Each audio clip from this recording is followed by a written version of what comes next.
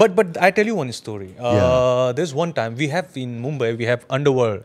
So Underworld Mafia, there was he goes by name called Daud Ibrahim. Welcome to the Isbah Kingdom podcast episode yang ke 1800. Thank you very much guys kepada kawan-kawan yang terus menyokong podcast Isbah Kingdom ini, yang mana kita berbual perkara-perkara yang memberi manfaat kepada seluruh jagat raya. Okay, thank you very much to Mustafa Ma'ruf. So today, hari ni kita ada tetamu seterusnya. Cuma hari ni lain sikit guys, sebab tetamu kita hari ni datang daripada India, diterbangkan khas daripada negara India. So dia tidak boleh berbahasa Melayu. Cuma saya akan cuba sedaya upaya. Tapi insyaAllah saya rasa semua orang boleh faham. Yang penting message tu sampai. Sebab kita guna macam tetamu kita pun bahasa Inggeris dia bukan bahasa Inggeris yang level Shakespeare. Okay, saya pun cuba sedaya upaya sebab lidah jengkol. So saya cuba selit-selitkan. Okay, so welcome to the Isbah Kingdom, bro. Thank you very much. Thank you for inviting me. Yeah, so today I think before we start the conversation, how about apa tingkap buka? How about you please introduce yourself? Tell something about yourself. Yes, my name is Rahul Singh Digari. Rahul, is Rahul, it? Rahul. Okay. Rahul. Okay. And I come from India, northern part, specifically northern part of India. Northern part, Yeah. utara, right? Uttara. Bahagian utara India. Okay. Yeah. And yeah, so I've been in Malaysia for like quite a long time, but unfortunately I still did not pick up Bahasa Melayu. I'm so sorry for that. Yeah. Yeah, and I do been athlete myself, growing up, doing some sports, and that's what I pursue right now, as I do coaching and all sort of coaching, health related, fitness related. Yeah, basically this is what I've been doing in Malaysia, and it's been really great years, and working with people here. It's been really amazing. Yeah. Okay. Yeah. Bro, so maybe because your skin is like this, your face is like this. Usually for Malaysian, right? We know people usually from India. Usually people will know the workers in Mama, Roti Canai. So the skin is not like this. So maybe they think you came from a rich family, bro. Can you tell how hard your life from the place you came from? How is it your village, bro? How? Can you... Yeah. Okay. So first of all, I would say, like, the most of people is lack of awareness, ignorant. So people not very aware. So yeah, India is huge, and we come in a very different shades and color and whatever. Yeah. So speaking of my place, the place I come from a mountain region of northern India. So which is like life mountain, is, your village. My village in a valley. Oh, in the basically. valley. In a valley, and it's all surrounded by mountain. Okay. And I would say Is it cold there, bro? It's really cold. So basically, the most of the months are cold there.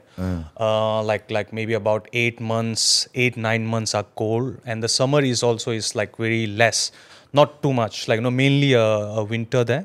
Okay. Yeah, so life is very hard, and maybe about 20 years, 10 years ago that they start building a road. There are still a lot of villages there. There is no proper road. People still hike or use horses. That sort of stuff. So it's basically like really deep in a mountain. Okay. So what can I say? Basically, there is no room for weakness. You are forced to be strong. Basically, the life is such that you're forced to be strong. Yeah. So you used to be in a hard life, right?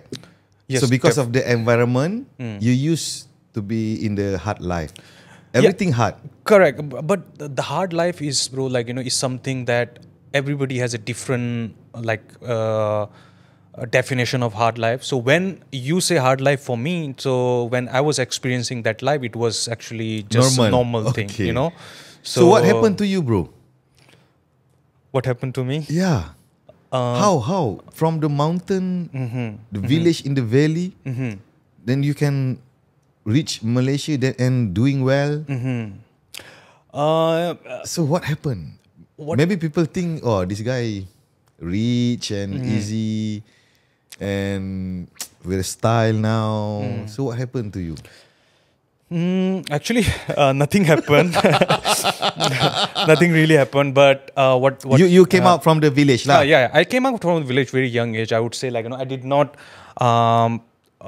finish my study. So because I kind of, like, not to say I knew, but I felt growing up when I was going to school is like, you are just like reading and, like, going to the school, and when it comes to exam and everything, you pass, and whatever they are teaching you, it seems like, you are not going to apply that for, your days coming ahead. So I kind of learned that also, like, recognized that quite early, and then I had my personal family issues and all, something which also forced me to leave my place. So I started working quite young. I would say, like, maybe 15 onwards, I was start working. Where? Initially, I started working at my village, my kampung itself. Okay. I start doing some my businesses and all. So it's a small businesses, like related food, related other things. So I start doing that, and then slowly, says one fine day, I just left my kampung to New Delhi. New Delhi. New Delhi. So how big is New Delhi, bro? Okay, let's put it this way. New Delhi would be like, New Delhi is the population itself is almost like the whole Malaysia population. Uish. We are close to 30 million, so which is 30 million Malaysian population, right? Just New Delhi, guys. Yeah. New Delhi itu sebesar Malaysia rakyat dia. So that mean the competition is very high, right? It's very high. So It's very high. how your life in New Delhi, bro? What is your job? I started so many things. I did property, I did consultancy, I worked in a call centers, I work in event management companies, I work with the hotels, so many things. I mean, like, I can't, some of them I forgot, like, what I did. So, yeah. Is it easy to get job there, bro? Oh, no. Even though if it's basic, like, if I let's say if I calculate a Malaysian ringgit, let's say for 300 ringgit, people are giving a bribe of, like, 10,000 rupee, which is like equivalent to, like, 500 or 700 ringgit for 300 ringgit salary. For that job? For that sort of job. So this is what I'm talking, like, decade ago. So I'm not very sure what is the situation right now. So while I was in Delhi, like, people. And that environment is legal, right? Environment is, everything is legal. So I heard if someone in India, maybe our viewers don't know, bro, what happened to the world, because Malaysia very easy, you know.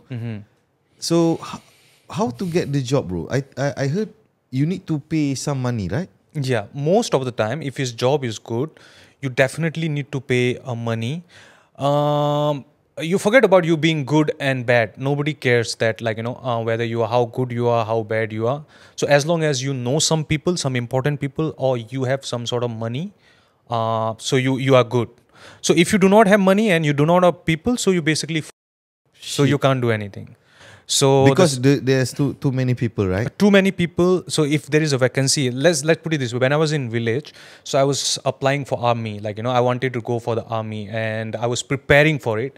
So I used to see, like, some elder brothers from my village, they will go for the army. So the vacancy is, let's say, for 300 people, the army required 300 people. And can you believe that 10 or 20,000 people will show up?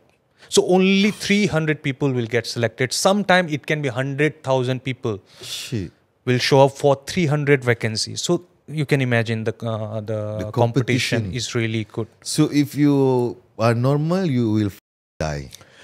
Yeah, if you're normal, you there is no room for you. Either you are a best. If you are not the best, then you need to know some people, or you need to have some sort of like a link through important people. So that's mean people there will do whatever it takes to survive, bro. Not to be rich, right? Yeah. Every day, you think about just to have food to Okay. stay alive. That's right. Okay, so India has like many layers of people. Like okay, the one you are talking about, that I would say that's the bottom layer. So which is like people. A man goes out and he hunts for the food and he brings the food. He has like, let's say, 5 or 6 kids living under the sky. There is no house. So he earns every day, he spends, he goes again, he earns and he spends. So that's one bottom layer. So it's so many layers. So when it comes to rich people, there are the rich. When we talk about the rich people, so India comes like number fourth in the world. Like top millionaires The and billionaires, billionaires yeah. in the world. So the difference is the problem with the society, or I would say in India. So the difference between the rich and poor is the gap is like really huge. So we have a less of middle class, which I believe now slowly rising up. So the middle class is very less. So that's the problem. So either you are very poor, then you are rich. Middle class is there, not many, but I really hope that now slowly is increasing. Yeah. So how you come to Malaysia, bro? What happened? Maybe there is some story. Last time, do you know anything about Malaysia? Have you heard? I did not know. I didn't know anything. I don't know. But I tell you one story. Yeah. There's one time we have in Mumbai, we have Underworld. So Underworld Mafia, there was he goes by name called Daud Ibrahim. Okay. So, and me growing up as a boy, like really interested in all this stuff, like mafia, gangster, Yeah. this, that. So, and it's a big thing in India, right? So everybody knows Daud Ibrahim and all.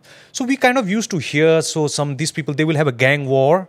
So we used to hear there was one group of people. So they used to operate from Masjid Zamik, India, Malaysia. Masjid Zamik. Masjid Zamik. Yeah, we heard the first time I heard Malaysia, but not actually a Malaysia. I heard a name called Masjid Masjid Zamik. Jamik. Okay. So I had no idea where this Masjid Zamik is. Okay. So we used to hear that there is a gang Because of operating. the mafia story Yeah, lah. mafia story and all something. That's the first time I heard. So my perception from that day, I used to think Malaysia is a place for these all mafias to go there and operate from there. Okay. So that was my first impression. Okay, bro. Yeah. So, are you when you still in India? Are you do you can speak English like this? No. The English is not my first language, and so of course, like I did not really require. But there is a society that in India, like I'm sure here it's Malaysia too. Like if you can speak English, so people kind of look up to you. Like they think like, oh, maybe probably you are very smart or something like that, which I think that there is nothing to do with like you speaking language to how intelligent you are, right? Yeah. So that's how the society will see there. So me coming from, I'm a Hindi medium. When I say I'm a Hindi medium guy, so I study in a Hindi medium school where all the subjects they taught us in a Hindi. Of course, there was an English subject. But mainly is a Hindi, and everybody is speaking Hindi, and so that's what I knew. And while I was in Delhi, so that's where I slowly here and there I used to hear words. So I kind of like try to like remember and try to sometime make conversation. But that's about it. But mainly I start speaking English when I left India, because there was no choice. I had to learn and Improve. improve. Okay. Yeah. So, when you first time came to Malaysia, what is your job, bro? I work for hotel. Hotel. I work for in the F&B lah. F&B industry. And all You that. don't know anything about trainer, become a Oh, fitness. No, it's just that the training part and fitness part is my, like as I say, growing up, I was very much involved in fitness and everything. And it was, I felt like, it's some inner voice in me always used to like, used to tell me, hey, stop drinking, stop eating rubbish, go to the gym, do something. But I never used to. I never hear that voice until this one fine day, like, there was one of my friend, he was asking me to let's go to the gym, and I was keep telling him no, no, no, no. Then one day finally I went, and then that's the day, man. The first day I go, and then I decided, no, I'm not gonna looking back, I'm keep going to the gym. And then ever since, like, then I thought that why not I change my profession, because that's what I love growing up and everything, and I was really passionate about that. Okay. Yeah. So that means last time when you in Delhi, you are fucking broke, right? I was fucking broke to the And- like bottom level. I had the time that there was no roof, and so many situations that Is it hard for you because you came from mountain, so the weather is different, right, from Delhi? So is it?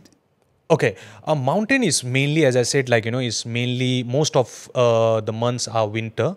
But on other hand, Delhi there is winter, but it's just that we have, like, four season in India, right? So summer, Delhi, the summer is really hot. So when I say hot, it can be like half boil, 50, like the 100%, 100 Celsius is the full boil, right? So the 50 and 48, that's the temperature. And you told me the story that time you ran a room without any fan. I ran a room without a cooler, because the cooler. fan is very basic thing. The fan, what happens when in Delhi, like when the temperature is, like, goes above 45, so the fan is actually good for nothing. So fan will start throwing you, like, the hot air. So you rather don't on the fan, Understand. and then you just sleep somehow, or maybe find a daytime, you find a shopping mall, go inside the shopping mall and just get some, Just pretend to buy something and then come out from there. And nighttime is, if it's really hard, then you go inside the ATM machines. Okay. Yeah. Oh, Yeah, ATM yeah, machine. yeah. Oh, you ATM open machine, the door, open right? the door, it's really cold inside, but there is a guard inside, right? So the guard will say, you give a 10 ringgit, so guard will let you inside for 1 hour to get a cold air. Everything money, bro. Yeah, everything is money, man. Everything is money, man. Nothing comes free. In the country like India. Yeah, I mean, you see, the struggle is, like, actually real, man. Like the when I say, like, real life, seeing a life very closely and then experiencing all those things, it's real. It's like, Because yeah. I think you have a very good experience.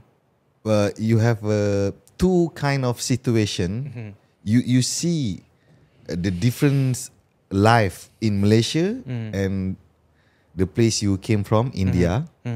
So when you came here, what make you any kind of feeling surprise in the society or the opportunity here? So what do you think, bro? What the most thing that makes you feel, why like this? Okay. The first thing I would say, the very first thing I remember, it was raining, bro, and it was midnight. Oh, I love the story when the raining coming. Yeah. It was raining. It was really amazing. I saw a city, and I can see the roads are, like, winding up and down. I said, like, what is happening here? What kind of country? I had no idea because it was midnight, right? Okay. So I really, so my first impression was for Malaysia was, like, it's like I felt like the feeling I can't explain. I felt something that which is very comforting, like, very. I felt like something that, like, I didn't feel I'm away, because I guess maybe I'm always away from my home. So, and to be honest with you, bro, and in my head, I never see the things that wow. I never do wow, like, this is amazing, this is that. So I was coming here, so I had a goal that, okay, you know what, I'm in a foreign country now, and I have to make things happen. And I was very excited for my future, because it was an opportunity for me.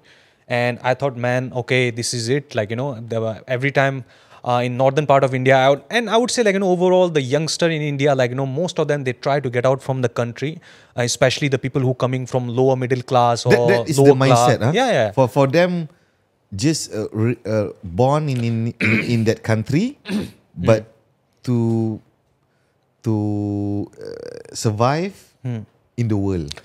Yeah, you can, I give you a few examples, right? Yeah. Like, no, we have the best mind. Like let's say, give you example of CEO of Google, Sundar Pichai. His name is Sundar. He born in India, but like, see, there was, he could have study and work and maybe do something for India. So probably something made him leave India and then went US, and now he is CEO of the like Google. Everybody knows. So people like him, so many people like him, like, which we leave every day India, like uh, daily basis, like, people are leaving, right? But I really hope now that it's been long, I did not go back, so I really hope, like my friends was telling me, things are changing, it's getting better.